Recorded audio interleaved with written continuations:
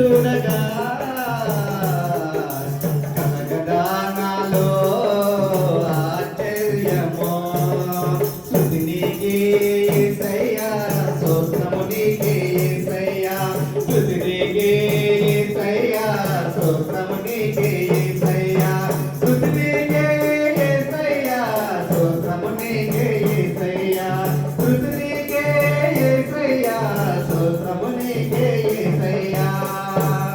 నిన్ను స్తుతించాలని తలంపు పుట్టగా మారదా నా జీవితము స్తుతి పాత్రగా. నీవు చేసిన విధము చూడగా మారదా నాలో స్తుతి పాత్రగా. ఎవరికి పనికి కాని వాడకైతిని, ఎందరికో ఏలనగా నీ మారితిని. ఎవరికి పనికి కాని వాడకైతిని,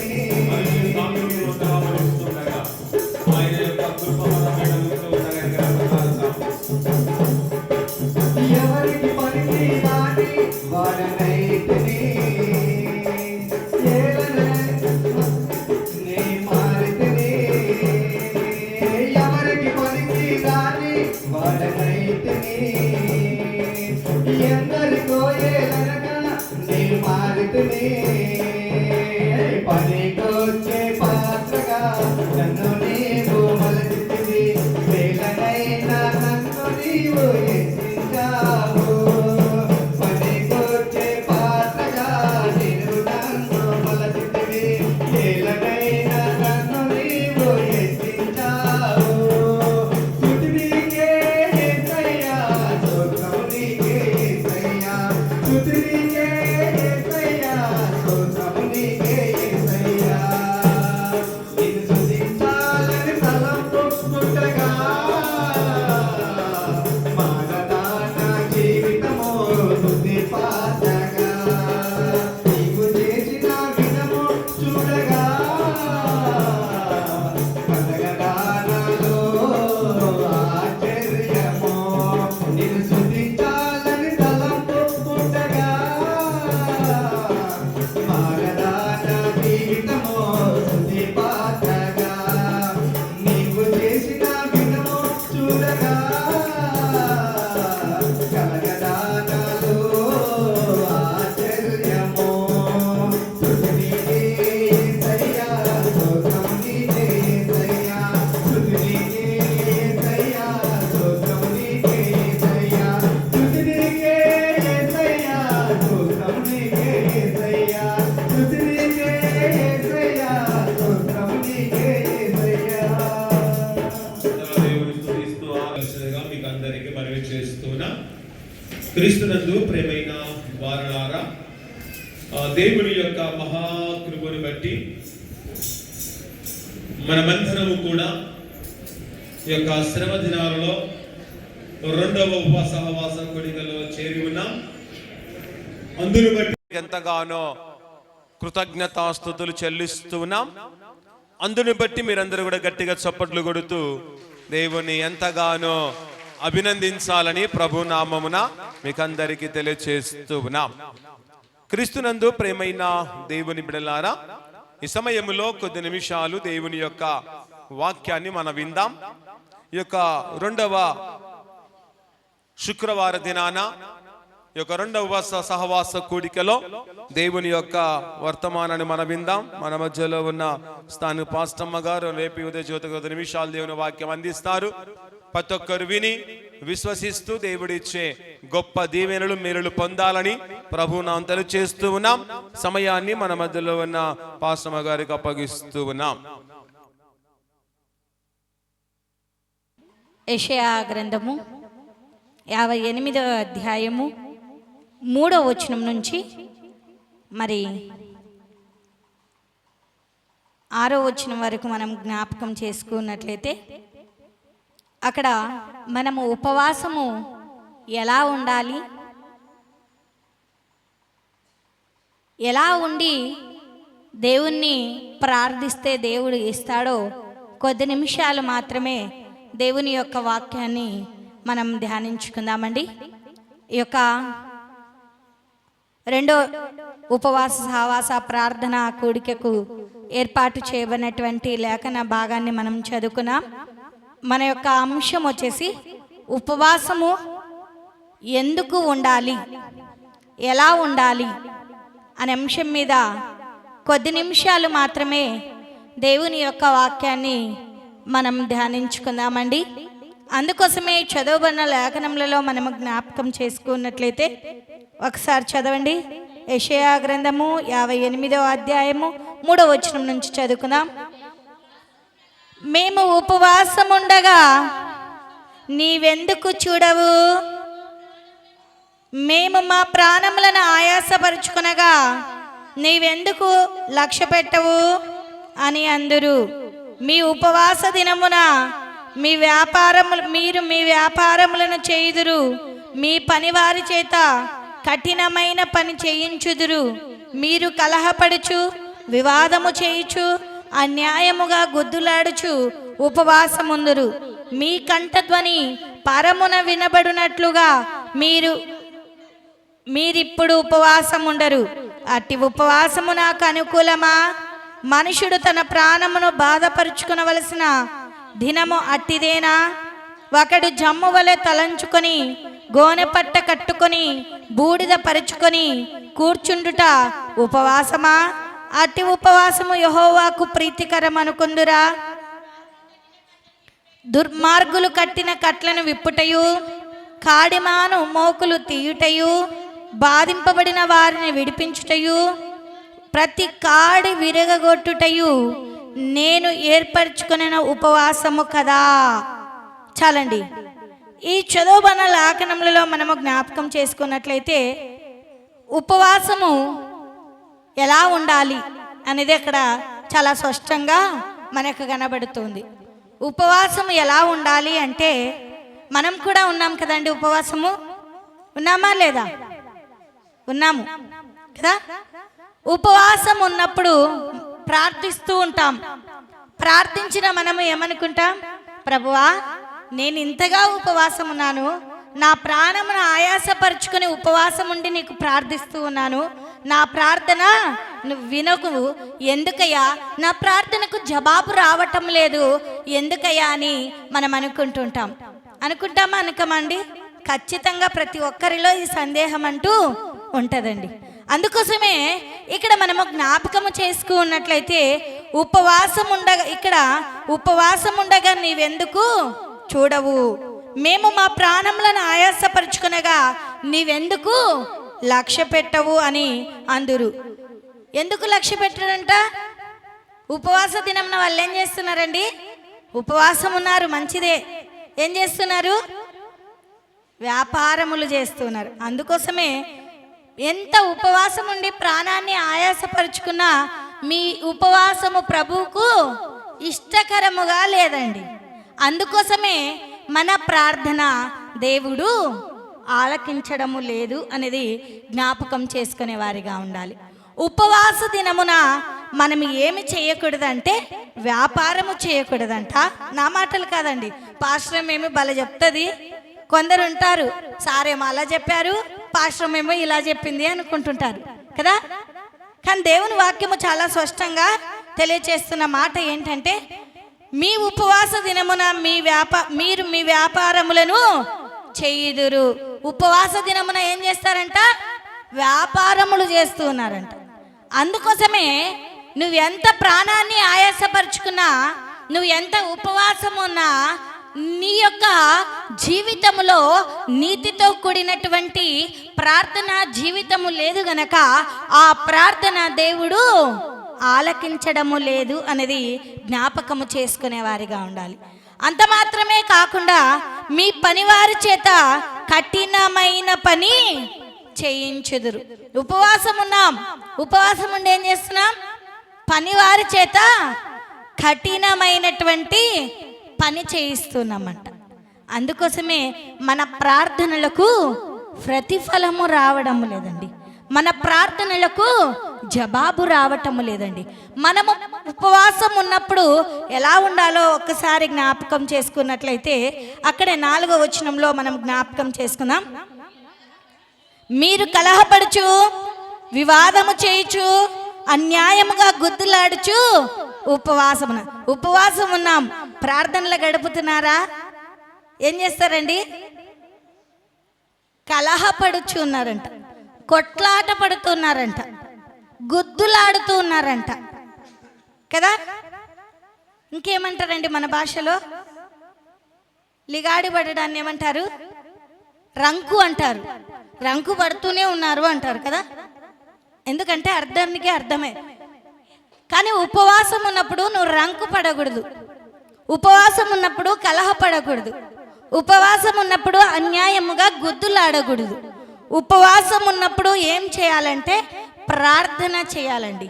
ఒకసారి లేఖనంలోనికి వెళ్దాం, మళ్ళీ తిరిగి యేషయా గ్రంథానికి వద్దాం. మత్తయి సువార్త 6వ అధ్యాయము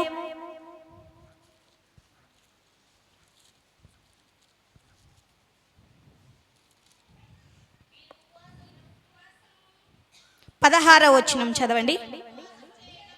మీరు ఉపవాసము చేయునప్పుడు వేషధారుల వలె దుఃఖాముకులై ఉండకుడి, తాము ఉపవాసము చేయుచున్నట్టు మనుషులకు కనబడవలనని కాక వారు తమ ముఖములను వికారము చేసుకుందురు. కనబడవలనని వారు తమ ముఖములను వికారము చేసుకుందురు. వారు తమ ఫలము పొంది ఉన్నారని నిశ్చయముగా చెప్పుచున్నాను.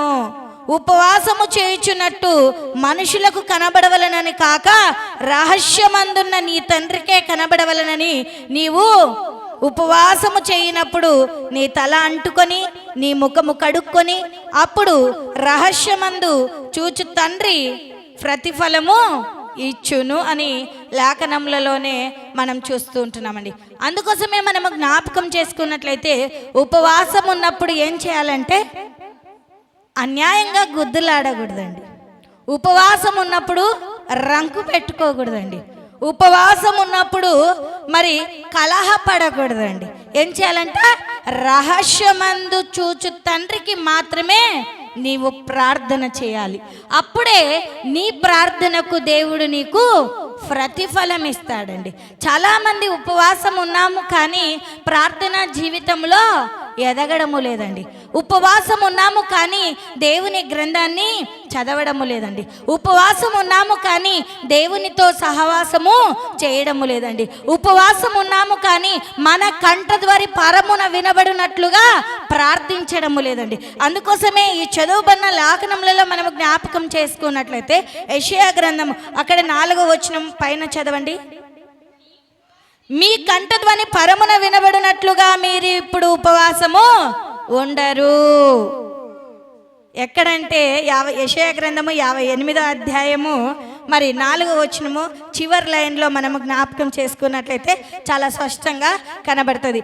మనం ఎలా ఉపవాసం ఉండడం లేదంట, మన కంఠ స్వరము పరమున వినబడినట్లుగా మీరు ఇప్పుడు ఉపవాసం ఉండడం లేదండి. మీరు దేవునికి ప్రార్థించినట్టు ప్రార్థన జీవితం గడిపే విధంగా ఉపవాసం ఉండడం లేదు. ఎలా ఉన్నారండి? ఉపవాసం ఉన్నాం, పనులు చేసుకుంటుంటామండి. ఉపవాసం ఉన్నాం, వ్యాపారం చేయించున్నామండి. ఉపవాసం ఉన్నాం, అన్యాయంగా గుద్దులాడుచూనే ఉన్నామండి. ఉపవాసం ఉన్నాం, కలహపడుతూ రంకు పడుతూనే ఉన్నామండి. ఉపవాసం ఉన్నాము కానీ ప్రభువుకు ప్రీతికరమైనటువంటి ఉపవాసము మనము చేయలేనటువంటి వారిగా ఆ రీతిగా ఉండుట కంటే కూడా ఉపవాసం ఉండకపోవుట, ప్రభు సహవాసంలో గడుపుట ఎంతో మంచిది అనేది జ్ఞాపకము చేసుకునే వారిగా ఉండాలి. అందుకోసమే అక్కడ మనము జ్ఞాపకం చేసుకున్నట్లయితే ఒకసారి 6వ వచనం నుంచి కిందికి చదువుకుందామండి. దుర్మార్గులు కట్టిన కట్లను విప్పుటయు, కాడిమాను మోగులు తీయుటయు, బాధింపబడిన వారిని విడిపించుటయు, ప్రతి కాడి విరగగొట్టుటయు నేను ఏర్పరచుకున్న ఉపవాసము కదా. 7వ వచనం చదవండి. నీ ఆహారము ఆకలిగొన్న వారికి పెట్టుటయు, నీ రక్త సంబంధికి ముఖము తప్పింపకుండుటయు దిక్కుమాలిన బీదలను నీ ఇంట చేర్చుకొనుటయు వస్త్రహీనుడు నీకు కనబడినప్పుడు వానికి వస్త్రములు ఇచ్చుటయు ఇదే కదా నాకిష్టమైన ఉపవాసము. ఇప్పుడు మనం ఫస్ట్ వేసుకుందామండి. ఆకలిగొన్న వారికి ఆహారం పెడుతున్నారండి? పెడుతున్నారా? నిద్రపోవద్దమ్మా. ఆకలిగా ఉన్న వారికి ఆహారం పెడుతున్నారండి? ఎవరో కష్టపడి ఫలములను తీసుకొస్తే ఉపవాసంలో ఉన్న వారిని ప్రేమించి అవి రాలేదనుకో ఏం చేస్తున్నారండి? అందలేదు అనుకుందాం, మన భక్తి ఎక్కడ కనపడుతుందో ఇప్పుడు కనపస్తుందండి. అందలేదు ఏం చేస్తారు? ఎందుకు తేవాలబ్బా, అందరికి తేకుంటే సాలిసాలగా తెచ్చినారు. వాళ్ళ ఆశీర్వాదం కొలది, వాళ్ళ శక్తి కొలది వారు దేవుణ్ణి ప్రేమించి ఉపవాసంలో ఉన్న వారిని ప్రేమించి ఆకలిగా ఉన్న వారికి ఆహారాన్ని పెట్టాలి. వాళ్ళు పెట్టలేకపోయినా ఫలములను తీసుకొని వచ్చారు, వారి కొరకు ప్రార్థించు అంతే. కానీ నువ్వు అన్యాయమైనటువంటి మాటలను మాట్లాడకూడదండి. అందుకోసమే ఎవరు ఆహారాన్ని పెట్టడానికి ముందుకు రావడం లేదు. నిజంగా ఇది చాలా బాధాకరం అండి. చాలా సంఘాలకు జ్ఞాపకం చేసుకున్నట్లయితే ఒక వీధి అంతా కూడా కలిసి ఏం చేస్తారు? భోజనాలు ఏర్పాటు చేస్తారు. ఒక్కరికంటే శాత కాదనుకొని, అంటే తలా ఇంత వేసుకొని ఆ వీధిలో ఉన్నటువంటి వారిని ఒకరిని మరి ఏర్పరచుకొని వారికి అన్నీ కూడా సరౌండింగ్ చేస్తారండి.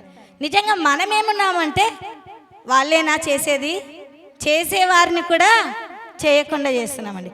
కానీ మన ఉపవాసం ఎట్టిదో ఒక్కసారి ఆత్మపరిశ.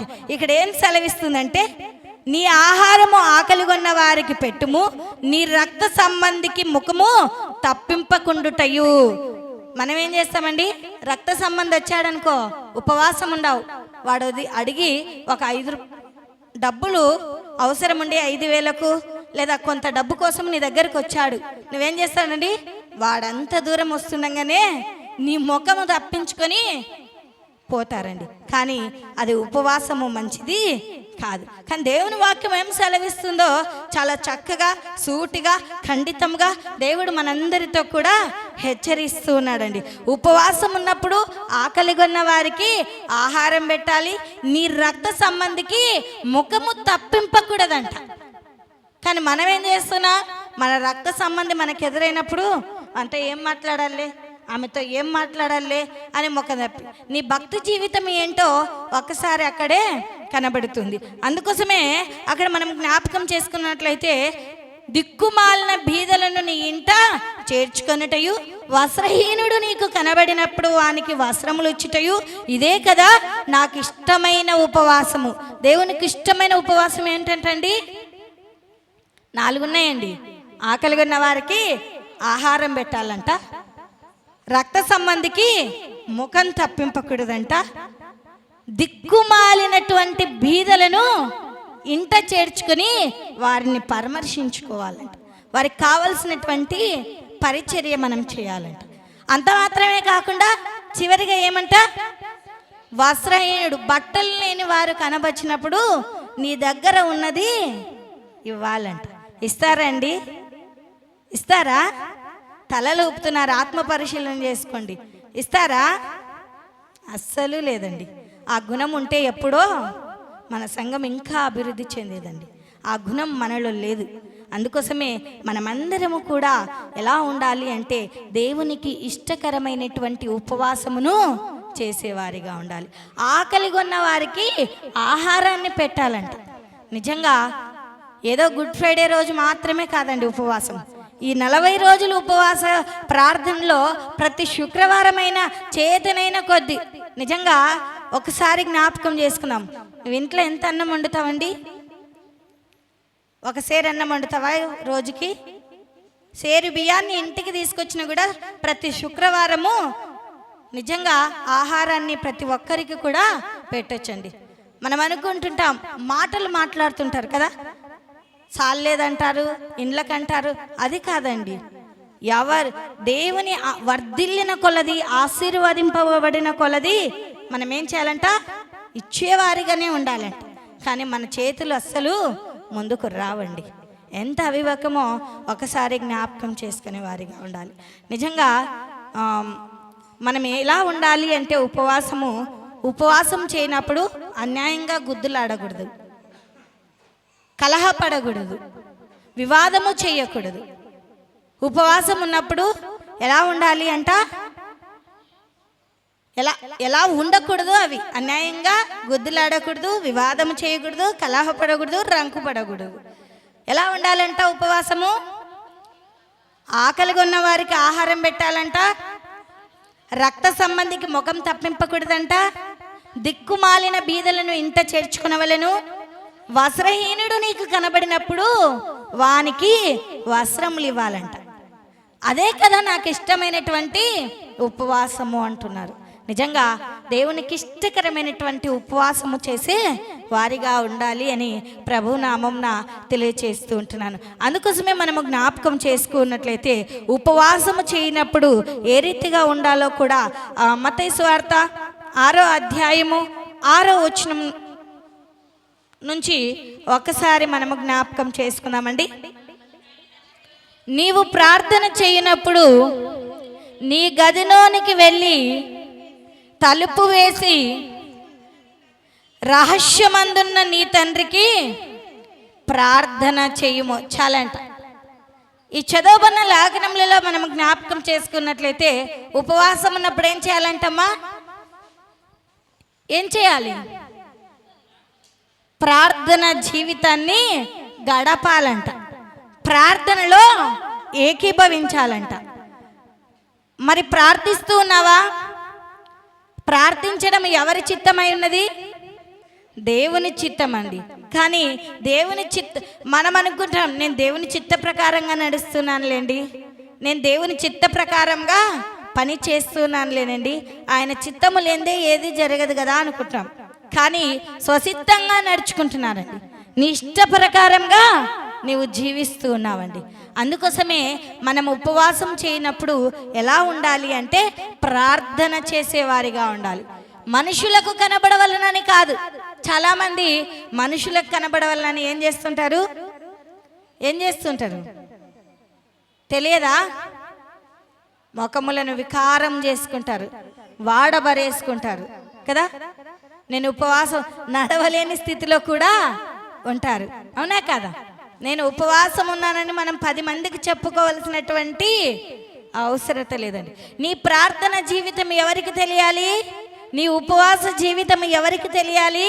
రహస్యమందున్నటువంటి తండ్రికి మాత్రమే తెలియాలి. చాలామంది ఉపవాసం చేయనప్పుడు ఏం చేస్తున్నారంటే ప్రార్థన జీవితాన్ని గడపడం లేదండి. ఇది చాలా బాధాకరమైనటువంటి విషయం. ప్రార్థనలో ఎదగాలి అండి. ప్రార్థన నీ జీవితాన్ని మారుస్తుందండి. ప్రార్థన నీ బ్రతుకును సరిచేస్తుందండి. ప్రార్థన నీ స్థితిగతులను మారుస్తుందండి. అందుకోసమే ఈ ఉపవాస దినాల్లో ప్రార్థన అనే ఆయుధాన్ని మనము చేతబట్టుకొని ముందుకు కొనసాగే వారిగా ఉండాలి. ప్రార్థన లేని జీవితము ఎలాంటిదండి? ఎలాంటిది? తెగిన గాలిపటము లాంటిది. మానవునికి దేవునికి ప్రార్థన ఎలాంటిది అంటే ఒక దారము లాంటిది, ఆధారము కలిగి జీవిస్తుంది. మరి గాలిలో గాలిపటాన్ని ఎగిరేసేటప్పుడు దానికి ఆధారము దారమే కదండి. ఆ దారం లేకపోతే ఎక్కడ పడిపోతుందో తెలియదు. మానవునికి కూడా ప్రార్థననే ఆయుధము లేకపోతే ఎప్పుడు పడిపోతాడో, ఎప్పుడు వాడిపోతాడో, ఎప్పుడు పోతాడో కూడా తెలియదు. అందుకోసమే ప్రార్థన మన బ్రతుకులను మారుస్తుంది గనక, ప్రార్థన మన స్థితిగతులను మారుస్తుంది గనక, ప్రార్థన మన జీవితాలను సరిచేస్తుంది గనక, ప్రార్థనలో నువ్వు దేన్నైతే అడుగుతావో అది దేవుడు ఖచ్చితంగా ఇస్తాడండి. అడుగుడి మీకు ఇయ్యబడును, అడుగు ప్రతి వాటిని కూడా మీరు పొంది ఉన్నారని నమ్ముడి అని లేఖనములలోనే మనం చూస్తున్నాం. అడగలేనటువంటి స్థితిలో ఉంటున్నామండి. ఉపవాసం ఉన్నాము కానీ దేవునిలా అడగలేకపోతున్నామండి. అవునా? అడుగుతున్నారండి? ఉపవాసం ఉన్నారా లేదా?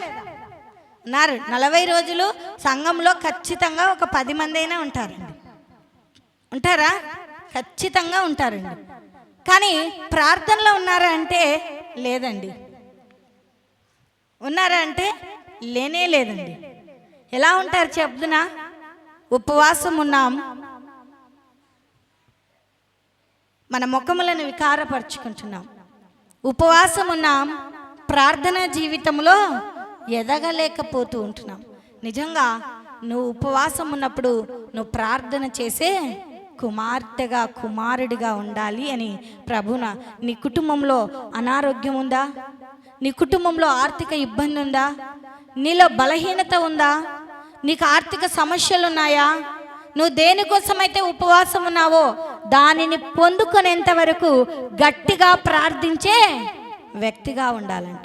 నిజంగా ఎస్తేరును జ్ఞాపకం చేసుకున్నట్లయితే ఎస్తేరు ఎన్ని రోజులు ఉపవాసం ఉందండి? ఎన్ని రోజులు ఉపవాసం ఉంది? ఎవరి కోసం ఉంది? నిజంగా ఎస్తేరు వలె ప్రార్థనా జీవితంలో నువ్వు ఎదుగుతున్నావా? ఒక్కసారి మనల్ని మనం ఒకసారి ఎస్తేరు గ్రంథము 4వ అధ్యాయము 15, 16 వచనాలను ఒకసారి జ్ఞాపకం చేసుకుందాం. అప్పుడు ఎస్తేరు నీవు పోయి షుషాను కోట యందు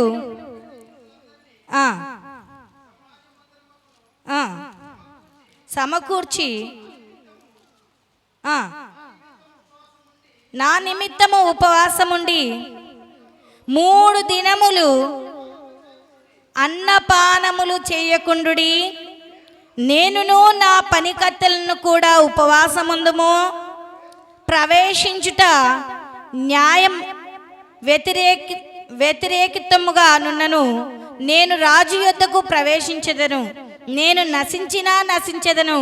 అటువలనే మొర్దెకై బయలుదేరి ఎస్తేరు తనకు ఆజ్ఞాపించిన అంతటి ప్రకారముగా జరిగించెను.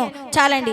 ఈ చదువుబడిన లేఖనములలో మనం జ్ఞాపకం చేసుకున్నట్లయితే ఎస్తేరు దేనికోసం ఉందంటే తన జనాంగం కోసము, తన వారి కోసము ఉపవాసం ఉండి ప్రార్థనలో పొందుకున్నటువంటి వ్యక్తిగా ఉన్నది అనేది జ్ఞాపకం చేసుకునే వారిగా ఉండాలి. నువ్వు ఈ ఉపవాస ప్రార్థనలో ప్రభువా నేను కూడా నా మందిరమును కట్టుకొటకు ఉపవాసంలో నైనా నిశ్చిత్తమైతే ఈ సంవత్సరమును మందిరమును కట్టుకొటకు ఏర్పాటు చేయదేవా. మా సంఘం అంతటినీ ఐక్యపరచునైనా. నిజంగా అడిగితే దేవుడు ఖచ్చితంగా ఇస్తాడండి. రాతి హృదయాలను కూడా మాంస హృదయముగా మార్చే దేవుడండి. కఠినులను కూడా జాలిపడే విధముగా చేసే దేవుడండి. అందుకోసమే మనం ప్రార్థనలు అడగలేకపోతున్నాం కనుకనే పొందుకోలేనటువంటి స్థితిలో ఉంటున్నామండి. నిజంగా ఎస్తేరులాగా నీవు నేను మనమందరము కూడా ఉపవాసంలో ప్రార్థించే వ్యక్తిగా ఉండాలి అని ప్రభు నామమున తెలియచేస్తున్నా. మన ప్రార్థన జీవితం ఉంది, కానీ విశ్వాసం ఉంది, కానీ భక్తి ఉంది, కానీ ఉపవాసం ఉన్నాము, కానీ ప్రార్థనలో కనిపెట్టుకోలేనటువంటి స్థితిలో నేను ఎంత గొప్ప విశ్వాసమో చూడండి. మరి నీ విశ్వాసం ఎలా ఉందండి? నీ ప్రార్థనా జీవితం ఎలా ఉందండి? ప్రార్థిస్తూ ఉన్నావు, పొందుకోలేనటువంటి స్థితిలో ఉంటూ ఉన్నావు అనేది జ్ఞాపకం చేసుకునే వారిగా ఉండాలి. అందుకోసమే ఉపవాసం చేస్తూ ఉన్నప్పుడు చాలామంది ఏం చేస్తారు? ప్రభువా నాకు అది కావాలయ్యా, ఇది కావాలయ్యా అని ప్రార్థిస్తారు. కానీ ప్రభువా నీ చిత్తము నా పట్ల ఏమైందో నీ చిత్త ప్రకారంగా నా జీవితంలో నెరవేర్చు ప్రభువా అని దేవుణ్ణి అడగాలంట. ఆయన చిత్తము లేనిది ఏది కూడా జరగదంట. నిజంగా ఆయన చిత్త ప్రకారంగానే ప్రార్థించాలంట. ముమ్మారు ప్రార్థించాలి, ఎడతెగక ప్రార్థించాలి, దినమునకు 7 మార్లు ప్రార్థించాలి. ప్రార్థిస్తూ ఉన్నావంటే ప్రార్థించిన దినమునకు 4 సార్లు అయినా తింటాము, కానీ దావీదు వలె 3 సార్లు కూడా ప్రార్థించలేనటువంటి స్థితిలో ఉంటున్నామండి.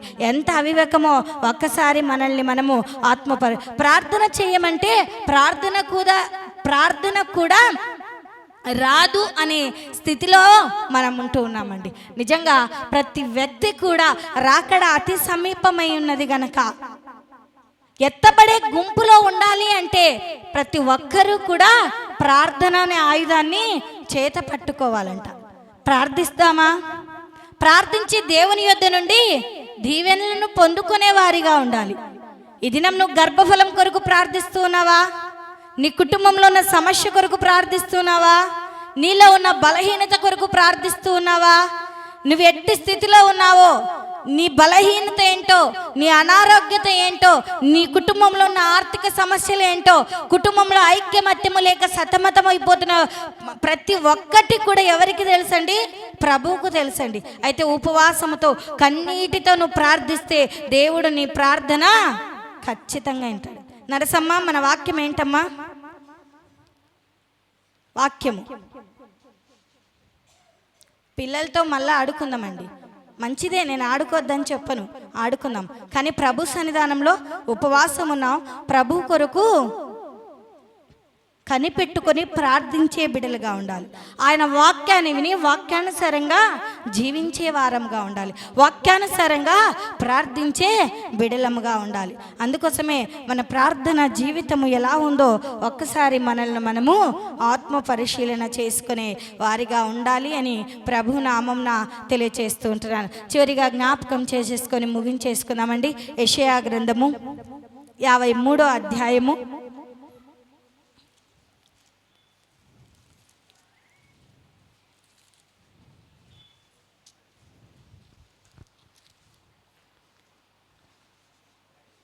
5వ వచనం నుంచి ఒక్కసారి చదువుకుందాం.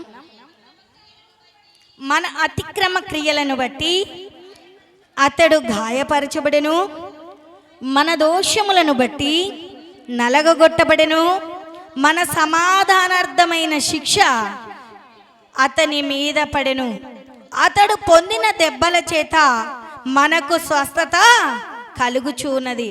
మనమందరము గొర్రెల వలె త్రోవ తప్పిపోతిమి, మనలో ప్రతి వాడును తనకిష్టమైన త్రోవకు తొలగను, యెహోవా మనందరి దోషమును అతని మీద మోపెను. చాలండి. ఈ చదువుకున్న లేఖనములలో మనం జ్ఞాపకం చేసుకున్నట్లయితే నేను ఎందుకు ఈ వచనాన్ని చదివిస్తూ ఉన్నానంటే, యేసుక్రీస్తు ప్రభుల వారు, ఆయనలో ఏమైనా దోషం ఉందండి?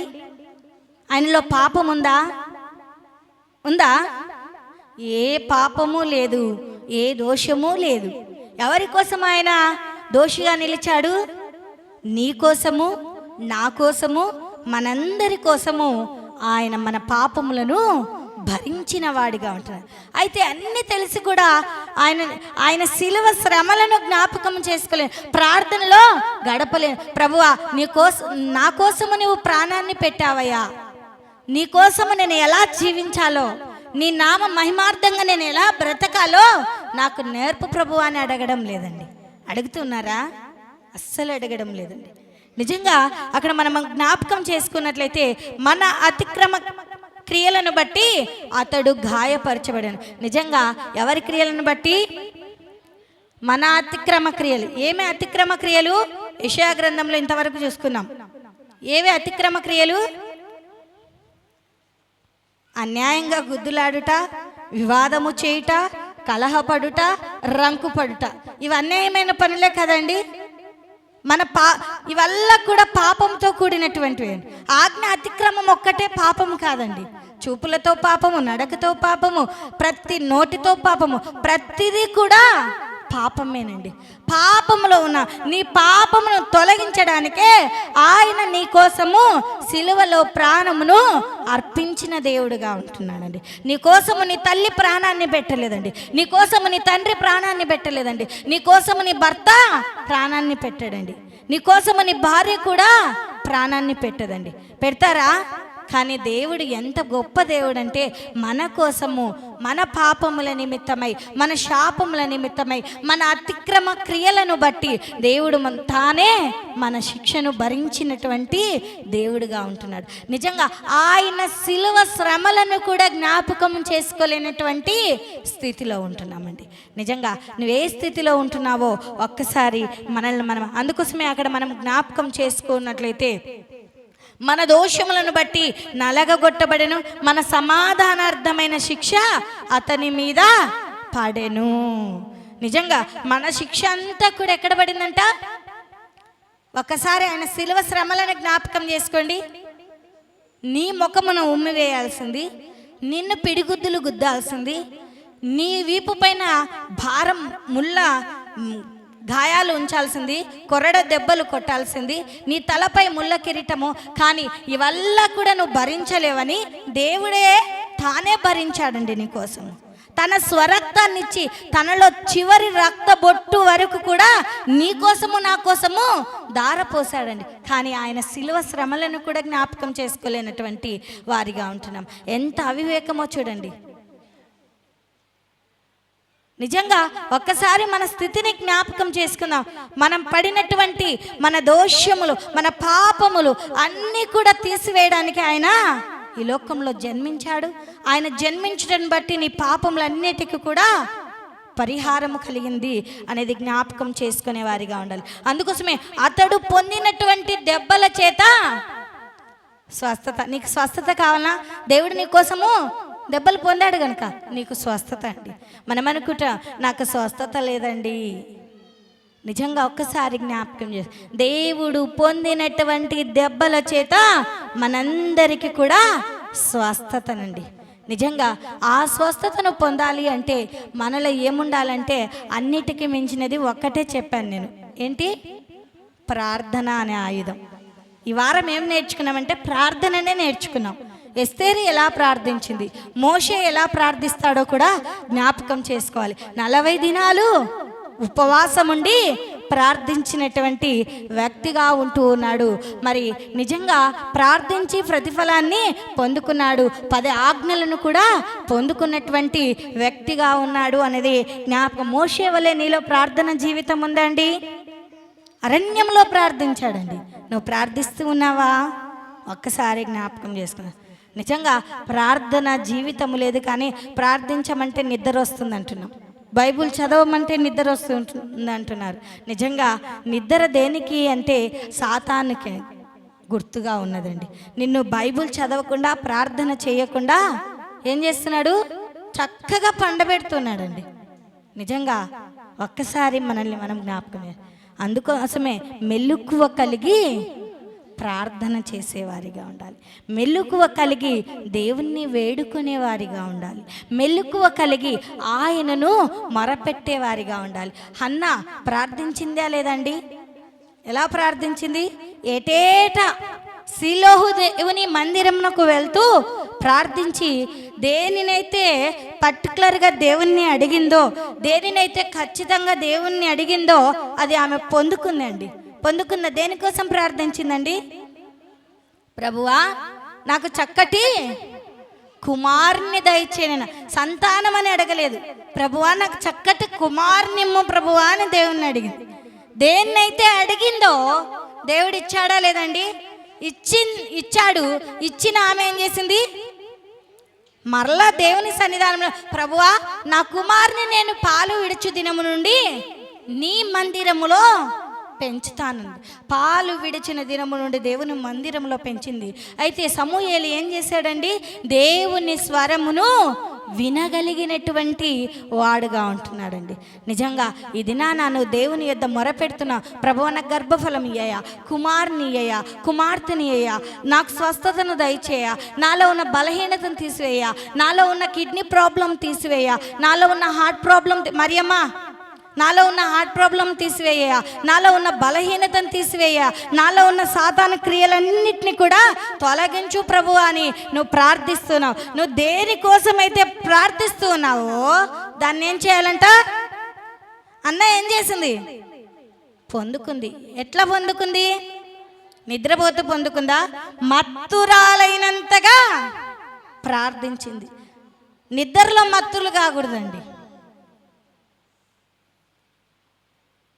నిద్ర మత్తులో ఉన్నామనుకో ఏం చేస్తాడండి? మరణం తప్ప ఏది కూడా రాదండి. నిజంగా నిద్రపోతూ వాక్యాన్ని విన్నామనుకో, మేడ మీద నుండి ఎవరు కింద పడ్డారండి? ఐతుకు కింద పడ్డాడు. వాక్యాన్ని వింటూ ఉన్నాడు. నాకేంలే, నేను బాగా కిటికీలో కూర్చొని వాక్యాన్ని వింటా, చల్లగా గాలి తగులుతుందని ఉన్నారు. ఇంకా తూలుతూనే ఉన్నారు. వాక్యం చెప్తుంటే తూలి తూలి తూలి డబక్కని ఏం పోయిందండి? ప్రాణం. నువ్వు దేవుని సన్నిధానంలో ఉండవు, వాక్యము వినబడుతుంది, సూటిగా ఖండితంగా మన హృదయాలకు తడుతుంది. కానీ ఏం చేస్తున్నాం? నిద్ర మత్తుల్లో ఉంటున్నాం. కానీ హన్నా ఏం చేసింది?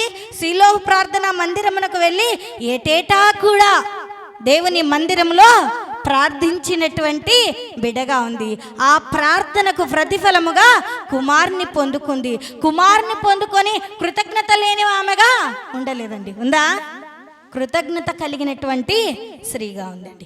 ఈ దినాన నువ్వెలా ఉన్నావో ఒక్కసారి జ్ఞాపకము చేసుకునే వారిగా ఉండాలి అని ప్రభు నామంన తెలియచేస్తున్నా. హన్నా వలె ప్రార్థిస్తున్నావా? మోషే వలె ప్రార్థిస్తూ ఉన్నావా? దావీదు వలె ప్రార్థిస్తూ ఉన్నావా? దావీదు ఎన్నిసార్లు ప్రార్థించాడండి? ఎన్నిసార్లు? దినమునకు 7 మార్లు ప్రార్థించాడు. దానియేలు ముమ్మారు ప్రార్థన, 3 సార్లు నువ్వు 7 మార్లు ప్రార్థించలేకపోయినా దానియేలు వలె ముమ్మారు ప్రార్థన జీవితాన్ని కలిగి జీవించేవారిగా ఉండాలి. ప్రార్థిస్తున్నారండి?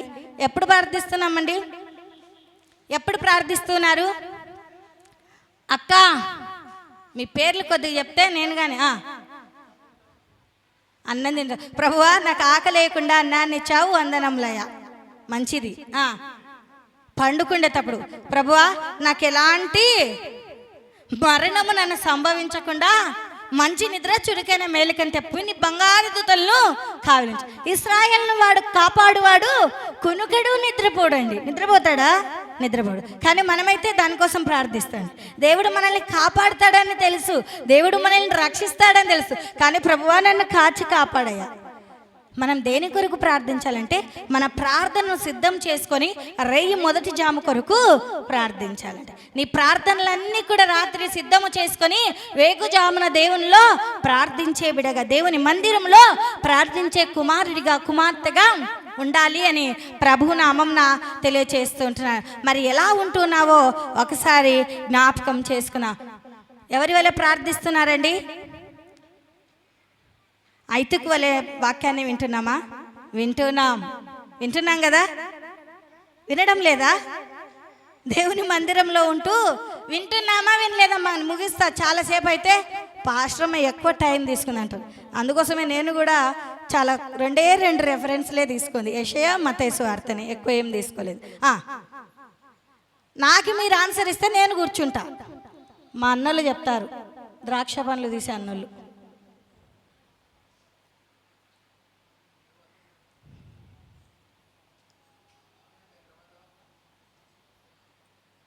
చెప్పండి అన్న చంద్రన్న, అంశం ఏంటి?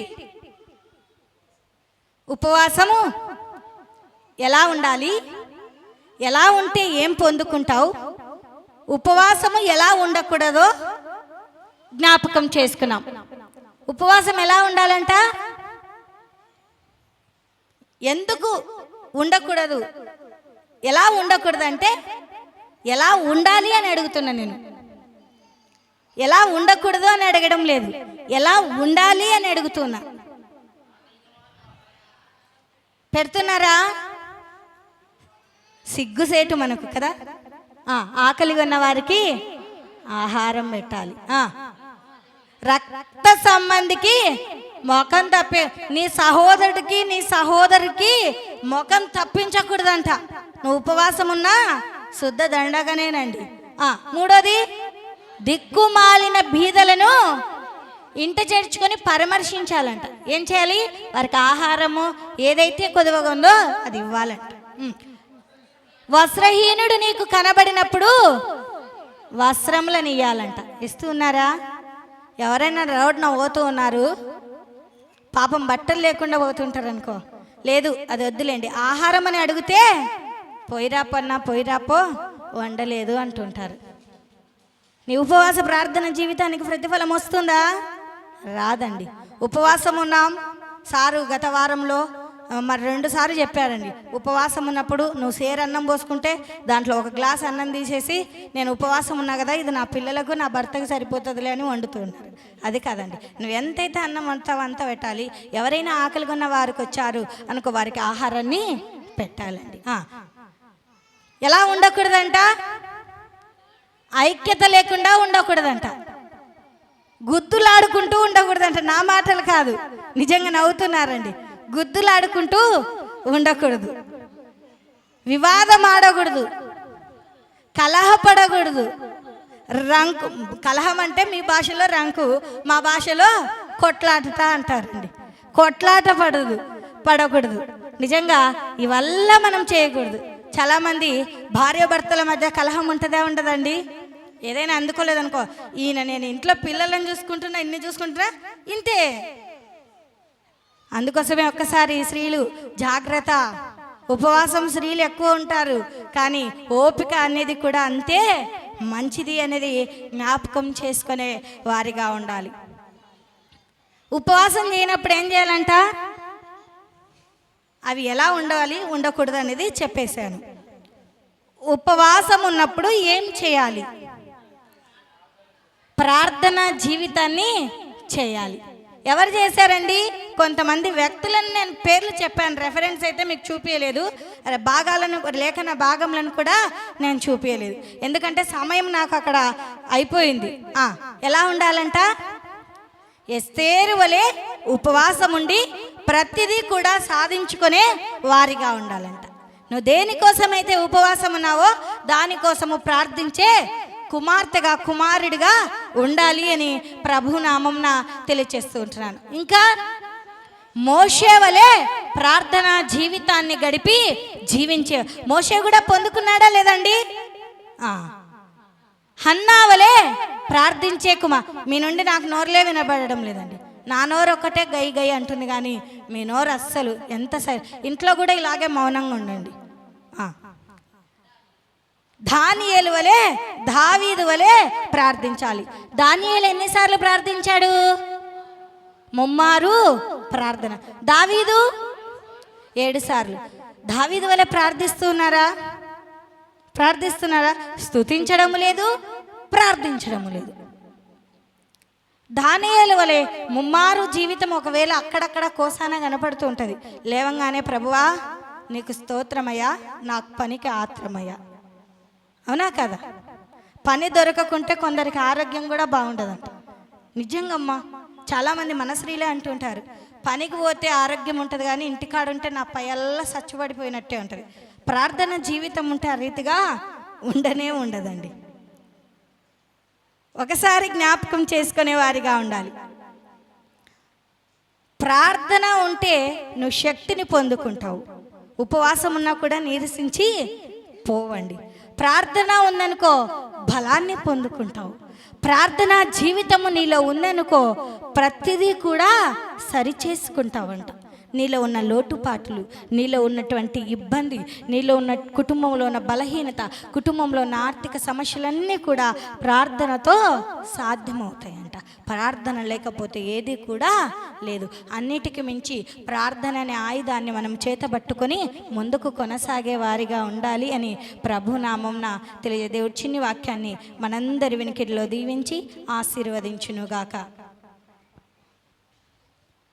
క్రీస్తునందు ప్రేమైన దేవుని బిడలారా, ఈ సమయములో ఇంతవరకు విన్న వాక్యాన్ని మనము విని విడిచిపెట్టక దేవుని యొక్క వాక్యానుసారముగా దేవుని యొక్క ప్రభు సన్నిధిలో మనం ప్రార్థించుకొని ప్రభువును స్తుతిస్తూ కొనియాడుతూ ఆయన బిడలుగా, ఆయన సాక్షిగా మనమందరం ముందుకు కొనసాగువారముగా ఉందాం.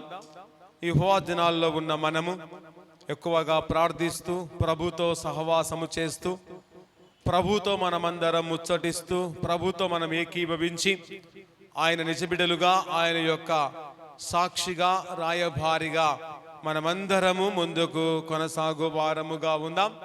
అందులో ప్రార్థిస్తూ, ప్రభువును స్తుతిస్తూ కొనియాడుతూ ఉండగా ప్రభు యొక్క సన్నిధిలో మనమందరము ప్రార్థించుకొని దేవుడిచ్చే గొప్ప తన కరుణ, తన కటాక్షత, తన సన్నిధి కాంతి సమయంలో మనమందరం పొందుకుందాం. అందరి తలలో ఉంచి ఉండగా ప్రభు సన్నిధిలో ప్రార్థన చేసుకుందాం. దేవా నీకే